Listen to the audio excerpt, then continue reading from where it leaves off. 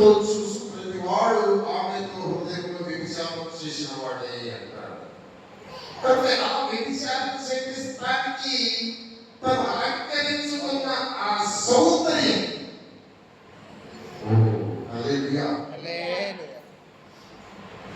నేను ఒక ఆమె గుర్తుపట్టలేదండి.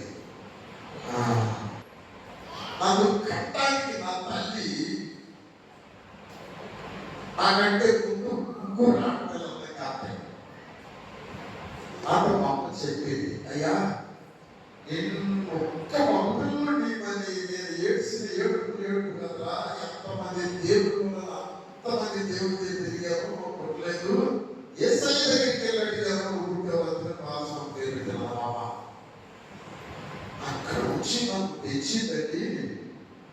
నా తమ్ముడు నాకు నాకు బాధించింది మామ, అంత ప్రేమగా తెచ్చింది. అంటే అర్థమైందా ఆయనకు? తమ్ముడు నాకు బాధించినట్టు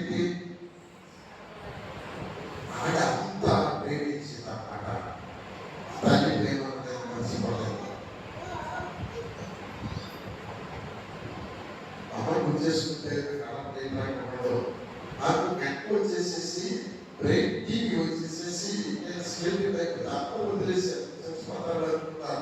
మా అమ్మ మంగళగిరి శానిటైజర్ తీసుకెళ్తే మా బాబాయ్ ఇల్లు అక్కడ ఆయన ట్రెజరీ ఆఫీసులో కుడుస్తా. ఆ ఇల్లు చాలా నీట్గా ఉంది. మనసు వేసేది గదిసేది మాకు తగ్గుతుంటే నేను తగ్గినప్పుడల్లా వేసి వేసి పెట్టి పూజ అయ్యాలి. తగ్గినప్పుడల్లా చేతులు తీసుకొని బయటికి తీసుకెళ్ళి ఒక్కొక్కరు పడేసేసి కడుపు మళ్ళీ దగ్గర పూజ అయ్యాలి. మా ప్రేమ పురుషులో, ఈ త్యాగ పురుషులో ఉండదు. ఏ పురుషులో ఉండదు. తల్లి దిగొద్దాం, కన్నీటితో దిగొద్దాం. ఎందుకు ఉండగా నాకు ఒక హక్కు ఉండేది. నాకు బుద్ధి చెప్తా ఉండేది. వెళ్ళకూడదు అది వాళ్ళు రాస్తాను కరసాలు అది చూసి నేర్చుకో. ఇట్లాగా అక్కడ నాకు ప్రయోగం చేసింది. ఇంకొంచెం పెద్ద అయిన తర్వాత మా అమ్మ ఒక అమ్మాయి దగ్గర తీసుకెళ్ళి, అని ఈ అమ్మాయి నువ్వు చేసుకోరా, ఈ అమ్మాయి ఉందమ్మా చదువుకున్నా కదా ఉద్యోగం చేసుకున్నాడే నోరు మూసుకొని తెలుసుకోవాలి. మొత్తం నోరు మూసుకొని చేసుకుంటే నోరు మూసుకొని చేసుకుంటే ఎందుకనే ఉద్యోగ ఏం చేసిన ఉద్యోగస్తులు మీకు కాపులు అవుతాయి. నేను అలా ఉంటాను. తల్లి నా దాడిని పట్టుకుంది. తల్లి నా భవిష్యత్తును చూసింది.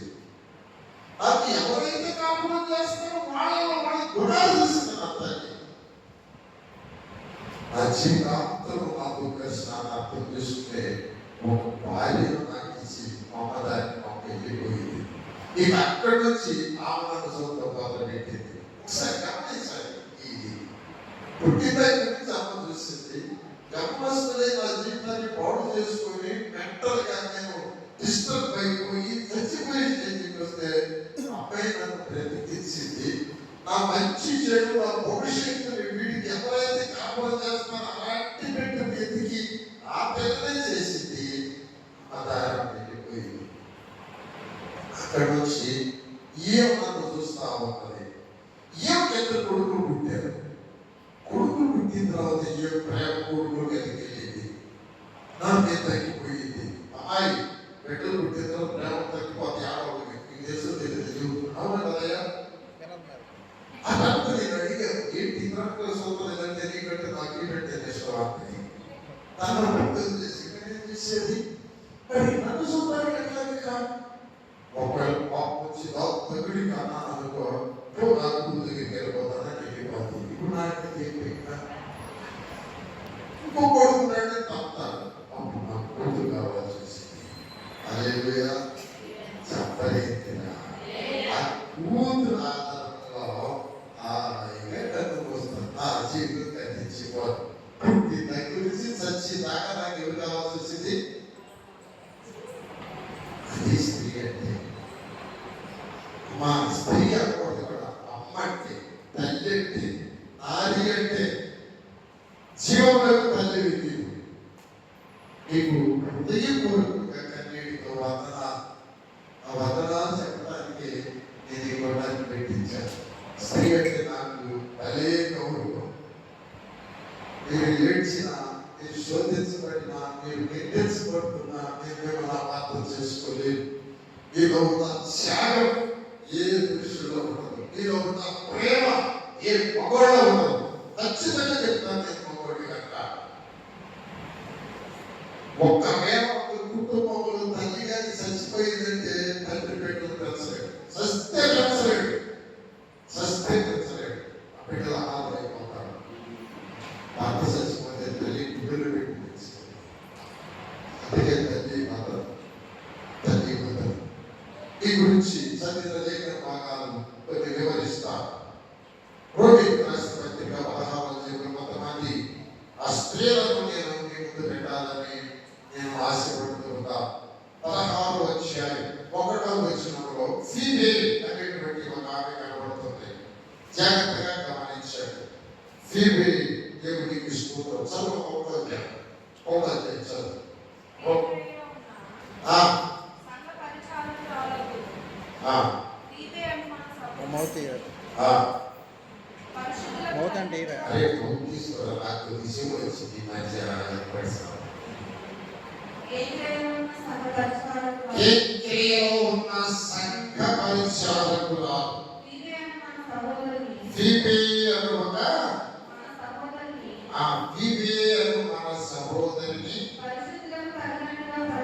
పరిశుద్ధులకు తగినట్టుగా ప్రభునందు చేర్చుకొని ఆమెకు నీ వలన కావాల్సింది ఏదైనా ఉన్నాయి కదా సహాయం చేయవలెనని ఆమె గురించి నేను సిఫారసు చేయించున్నా.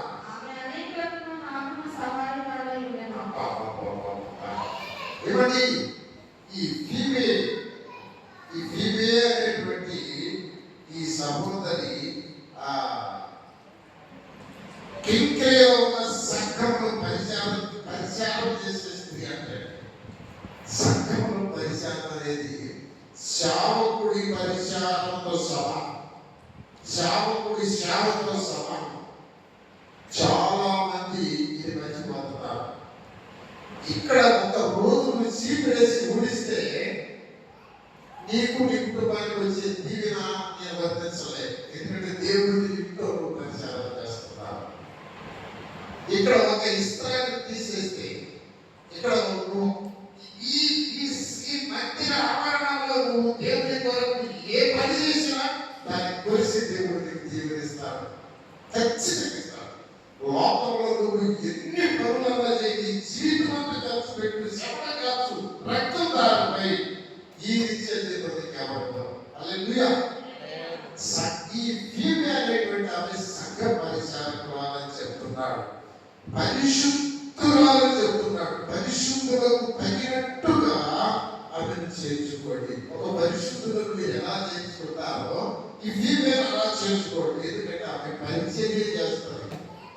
దేవుని మందిరంలో ఉండదగిన బిడ్డ. ఆ బిడ్డ లేకపోతే ఆ మందిరం శుభ్రంగా ఉండదు. ఆ బిడ్డ లేకపోతే ఆ మందిరంలో లోటు ఉంటుంది. అది చెప్తున్నాడు. కనుక ఒక సంఘంలో ఉన్న ఒక స్త్రీ మందిరంలో పరిచారకురాలుగా నువ్వు ఉండకపోతే నువ్వు చాలా ఆశీర్వాదాలు కోల్పోతావు. నెంబర్ 1. రెండవది 3-4 వచనాలు సహాయం చేయి. క్రీస్తు యేసునందు నా జత పరివారైన ప్రిస్కిల్లాకును అకులకును నా వందనాలు. వారు నా ప్రాణము వరకు తమ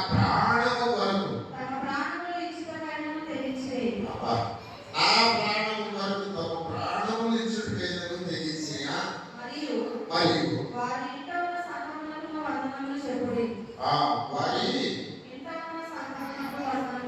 దేవుడికి స్తోత్రం. నేను మాత్రం కాదు, అన్యజనులలోని సహోదరులందరూ దీనికి కృతజ్ఞులై ఉన్నారు.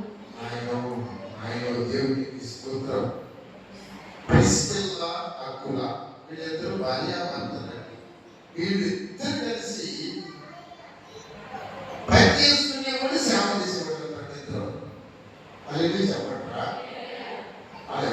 చక్కగా ఇక్కడ చూడండి జాగ్రత్త.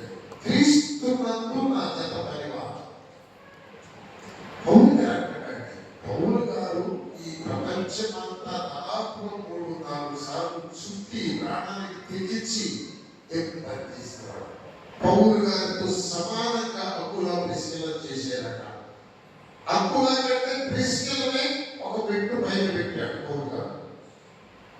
ఆమె ఇంటిలో ఒక సంఘం ఉండేదట. అర్థమైందా? సంఘం ఎలా ఉండేది? పౌలు గారు వచ్చి చెప్పి వెళ్ళిపోయేవాడు. ఆ తర్వాత ప్రార్థన చేసుకుంటా పక్కనకి అక్కని ఆ పెద్దమని చిన్నమని తాతయ్య వాళ్ళనందరూ పిలుచుకొని శ్యాముకు చెప్పిన వాక్యాలు చెప్తారు రండి అని చెప్పి వాళ్ళకి వాక్యాలు చెప్పేదంట. అది పౌలు గారు రాగానే ఆయనతో పాటు గుణాలు కొడటానికి ఏం పడేదంట ఇల్లు కూడా. పౌలు గారు వీళ్ళందరూ కలిసి పని చేసుకునేవాడు. ఖాళీగా ఉన్నప్పుడు సిరిగిపోయిన గుణాలు కుట్టేవాడు, కొత్త గుణాలు కుట్టేవాడు. దాని ద్వారా డబ్బులు వచ్చాయి. మళ్ళీ ఇక్కడ సేవ చేసేవాడు. హల్లెలూయా. ప్రిస్కిల్లా నా జత పని వారు అని చెప్తున్నాడండి. వారు నా ప్రాణం వరకు తమ ప్రాణం వీటానికి సిద్ధపడ్డారు. నిజంగా చూడండి అసలు మాట. నా ప్రాణానికి మన ప్రాణం అడ్డు వేసి చేయగలిగినటువంటి ప్రేమ వారిలో ఉన్నది. వాళ్ళ ఇంట్లో ఒక సంఘం ఉన్నది. నిజంగా స్త్రీ యొక్క విలువ టార్చలైట్ లాంటిది. స్త్రీ యొక్క విలువ ప్రిస్కిల్లా అంటే లైట్ అని అర్థం అనుకుంటాను. ఇక్కడ ప్రిస్కిల్లా అంటే చెప్తాను టార్చలైట్ వెలుగు. ఈ సారీ క్షమించండి, ఫీబే అంటే అనుకుంటాను వెలుగు. ఫీబే అంటే ప్రకాశించుట. అర్థమైన తెలుగు భాషలో ప్రకాశమా అని అనవసరి ఏమో రాసుకుని చెప్పాడు. ఈ ఫీబే టార్చలైట్ అంటే మొదటి స్త్రీ. టార్చలైట్కి 3 స్టెప్పులు ఉంటాయి కదండి ఇజ్రాయెల్ గారు. ఒకసారి ఎత్తినా ఒకరు వెలిగింది, ఇంకోసారి ఎత్తి ఒకరు వెలిగింది, ఇంకొకసారి ఎత్తి బాగా వెలిగింది. అవును కదా? ఈ ఫీమేల్ పెట్టామ 3 స్థానాలు వెలిగించబడేదంట. వింటున్నారా? 3 స్థానాలు ఏంటంటే ఒక స్త్రీ ఈ ఇంట్లో వెళ్ళాలి. నెంబర్ 1 అది మామూలు చిన్న వెలుగు ఇంట్లో. ఒక కుటుంబంలో పిల్లలు చదువుకుంటున్నారు, గొప్పలేని స్త్రీ కాదు. వాళ్ళు క్రమంగా పడిపోతుంటాం. వాళ్ళు బాగా పెరిగారంటే తల్లి కాదు. అప్పుడైతే తల్లి వెళ్ళిపోతాడు, వృద్ధి చేసుకుంటాడు. నేను ఎక్కడో పండపాటు ఉద్యోగం చేస్తా ఉంటాడు. పిల్లలందరూ నా దగ్గర ఉండేవాడు. నేను ఆవు తిరుగుతూ ఉండేవాడు. పిల్లలక్కడ చదువుకుంటా ఉండేవాడు. ఆమె చూసుకుంటే తన కుటుంబంలో బిడ్డలు చదువుకున్నారు, మంచి ప్రవర్తనలో ఎదిగారు అంటే తల్లే. నీ కుటుంబంలో నువ్వు ఫస్ట్ స్టెప్ నీ కుటుంబంలో వెళ్ళాలి. ఒక తల్లిగా సాధ్యత కదా. అమ్మ నువ్వు తల్లిరాలే పెట్టాలంట బిడ్డలు. భర్త ప్రతి ఒక్కరిగా ఉండాలి. వాళ్ళందరూ నువ్వే శ్రేష్ఠున్నారు నాకు కనబడుతున్న భర్త అంటాడంట. ఆమె బిడ్డలు భవిష్యత్తును ఆలోచించి వాళ్ళ విషయంలో చర్య తీసుకుంటారంట. ఈ ఫీల్డే 3 స్టెప్స్గా ఎదిగిందంట. ఇప్పుడు బాలుడు చక్కగా చదువుకునేటువంటి శిక్షణకు వచ్చి అబ్బాయి ఇంట్లో చెప్తాడు. ఇక్కడ చాలక వాళ్ళ అమ్మ బాధ్యత ఆయన తీసుకుంటాడు. అంత చర్య తీసుకుంటాడు. వాళ్ళంటే అబ్బాయి ఫస్ట్ చేసినప్పుడు సంఘంలోకి వచ్చిన తర్వాత సెకండ్ స్టెప్ వెళ్ళాలి. ఇంట్లో నీ బిడ్డలు, నీ భర్త, నీ వాళ్ళని చూసి వస్తారు. నీ ప్రకాశం, నీ వెలుగు, నీ గుణం, నీ మాట, నీ ప్రవర్తన, నీ విధానం ఇంట్లో చూస్తారు. నీ భర్తకి వేయటం తెలుసు, నీ పిల్లలకు వేయటం తెలుసు, నీ తోడు వాళ్ళకి ఎంతో మందికి వేయటం తెలుసు, నీ ఇంటి చుట్టూ వాళ్ళకి వేయటం తెలుసు. వాళ్ళంతా కూడా నువ్వు పక్కాగా చెప్పాలి. అది ఫస్ట్ లైట్. తర్వాత సంఘంలో వచ్చిన తర్వాత సెకండ్ స్టెప్ లైట్. ప్రకాశించాలి సంఘంలో. పాట పాడాలంటే నువ్వే, ఆరాధన చేయాలంటే నువ్వే,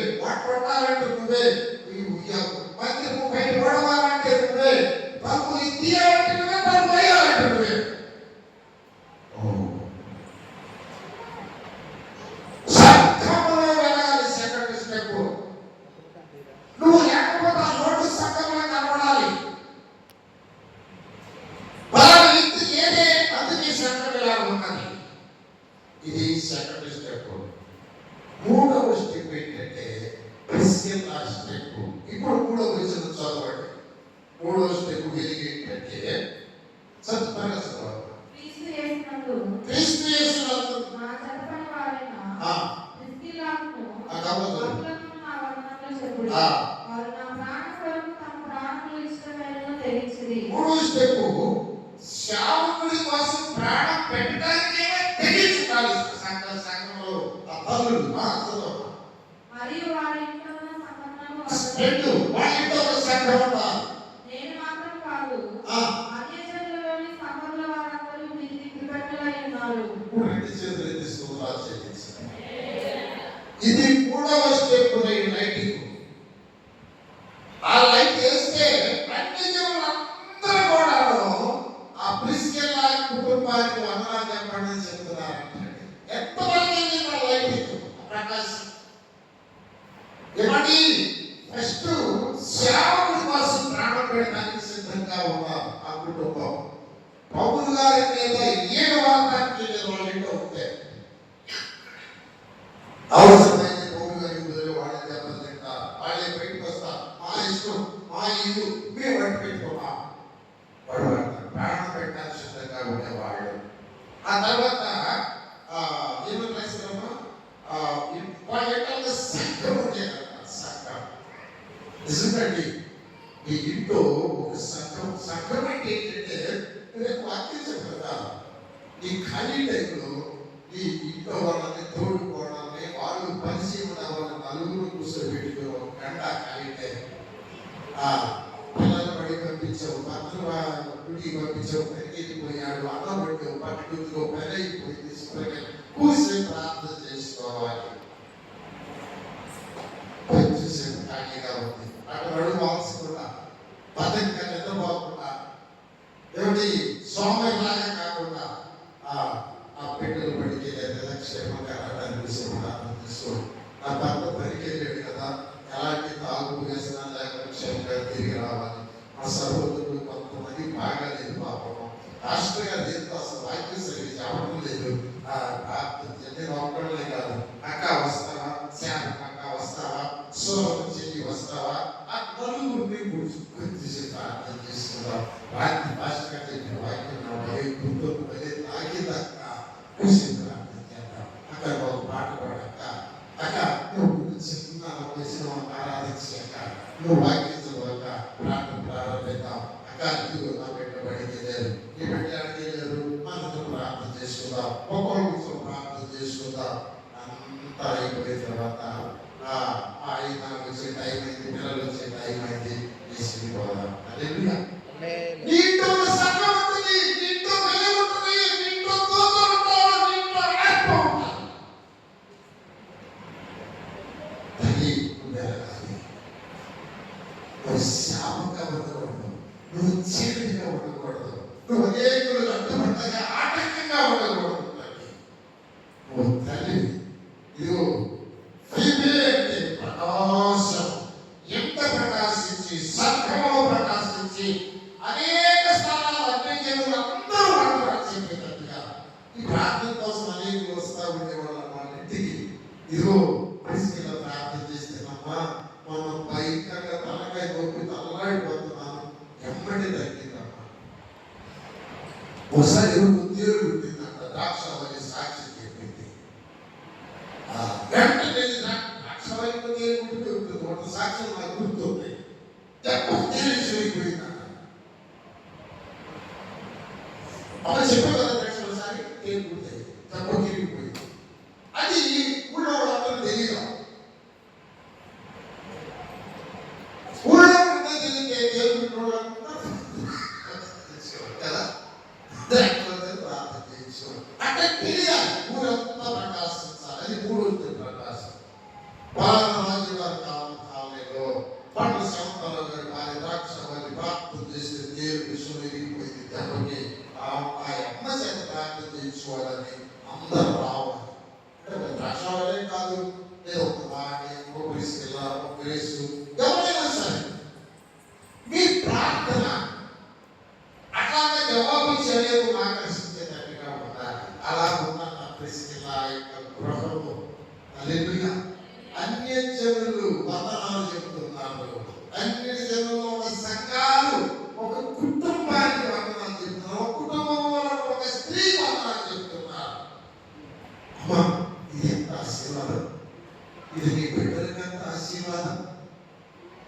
నీ సమయాన్ని అనవసరమైన మాటలు చెప్తూ వాళ్ళ మీద గొడవ పడుతూ వాళ్ళ మీద నిందలు వేస్తూ లేకపోతే శాపాలు మనకి, మన బిడ్డలకి, మన కుటుంబాన్ని తీసుకొచ్చి వాళ్ళే ఇంకో మాట్లాడి ఇంకోటి చెప్పి వాళ్ళు వచ్చి నీ మీద సినిమా మీద వాళ్ళ ఏమన్నది ఈ గందరగోళం కంటే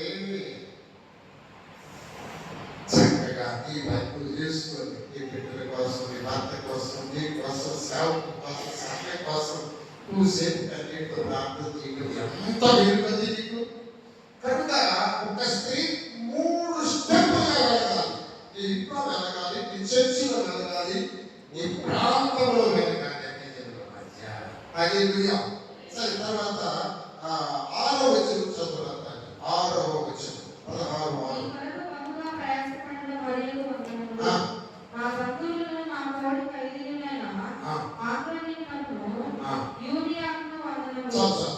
మరియ ఆమె బహుగా ప్రయాసపడి వ్యక్తి అంటాడు. దేవునికి స్తోత్రాలు. నేను ఎవరిని పొగడతాను కాదు, కానీ సుగంధి పాపము ఆ పని పనికి వచ్చింది. పనికి వస్తుంది. అమ్మాయి ప్రార్థన చేస్తున్నామంటే వచ్చాడు కప్పు చేసిన డబ్బులు వచ్చేస్తున్నారు. అందరూ వెళ్ళిపోయినా ఎవరికి కూర్చున్నాం. సుఖం ఒకటే కదా, ఒకటి ఆశీర్వాదం. కొంతమంది ఉంటారు, వాళ్ళకి ఎక్కడ పనులు లేవా, వాళ్ళ పిల్లలు లేదా, వాళ్ళ వీధిలో అన్నం లేదా, వాళ్ళు విశ్రాంతి తీసుకోరా, వాళ్ళ పనికాలం లేదా, దేవుడు చెబుతున్నంటే వాళ్ళు పొగడుతారు. పని చేసే వాళ్ళని దేవుడు కనపరుస్తారు.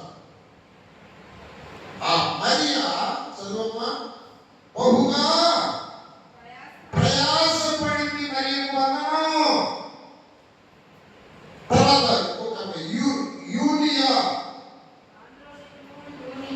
యూనియా అందులోనే మొబైల్ యూనియా అనేటువంటి సహోదరు. అప్పు ఎవరంట ఏమా మరి చెప్పరా మాట్లాడు.